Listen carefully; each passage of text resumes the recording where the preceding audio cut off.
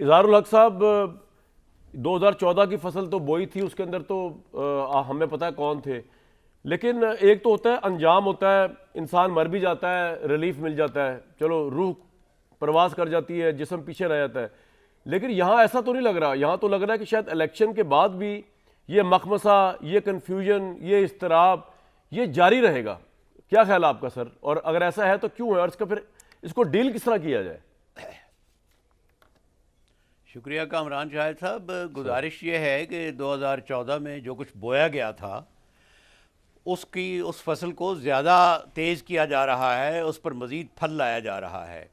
वो wind up तब होता जब आज़ाद इलेक्शन होते और उसमें पीटीआई और इमरान खान हार जाते।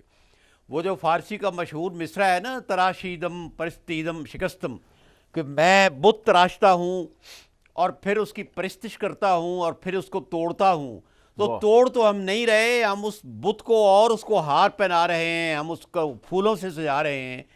आप देखिए कि जिस तरह शाह महमूद कुरैशी के साथ हो रहा है, जिस तरह बल्ले को लाया जा रहा है फिर हटाया जा रहा है, फिर दोबारा इलेक्शन कमीशन सोच रहा है कि उसके लिए अपील करे, और जिस तरह के अखबारात में आ रहा है प्रेस के मुताबिक जिस तरह रुकावटें पैदा की जा रही हैं, तो ये उस बुत को दोबारा बनाया जा रहा है।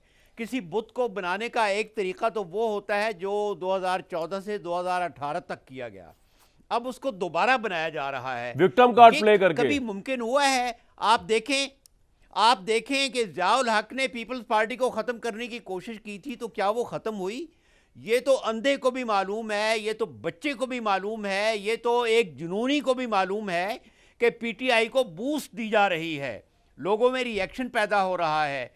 जितनी भी कबाहतें हैं, जितनी इमरान खान ने गलतियां की हैं, जितनी उसके ज़माने में करप्शन हुई है, हम तो जाहिर है कि बुज़दार साहब को जब वो लाए तो उसके बाद ही मैं तो मुखालिफ हो गया था, लेकिन ये जो कुछ हो रहा है इससे इलेक्शन में एक सरगर्मी पैदा हो रही है। आप देख लीजिएगा, बल्ले का जब निशान आएगा तो लोग वोट देंगे, और अगर आज़ाद इलेक्शन हुए तो जाहिर है कि पीटीआई जीतेगी। हम गलियों में बाज़ारों में रहते हैं, हम अपने गाँव में रहते हैं, हम हर रोज़ लोगों के साथ बात करते हैं, अपना सौदा सलफ लाते हैं। पीटीआई इमरान खान के, अब आप बताएं कि जेल में ट्रायल करने की क्या ज़रूरत है?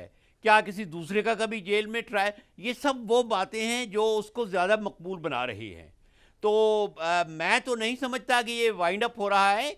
और इलेक्शन में मुझे नहीं पता कि 70 के या उसके इलेक्शन में क्या हुआ था, क्योंकि मैं तो उस वक्त तालिब इल्म था और ईस्ट पाकिस्तान से आ गया था फारिग होकर यूनिवर्सिटी से।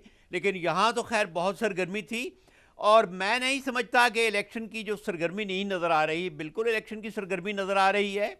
आप देखें कि हमजा शहबाज ने जो आज बयान दिया है अपने चचा जान को, ताया जान को मुखातिब करके, कि आपने जो वर्कर्स हैं उनको छोड़ दिया है, और जो एलीट क्लास है और जो हैव्स हैं और जो उमरा और मरात याफ्ता तबके की ख़वातीन को दिया है। तो यही इलेक्शन की जो संजीदा सरगर्मियाँ तो यही होती हैं।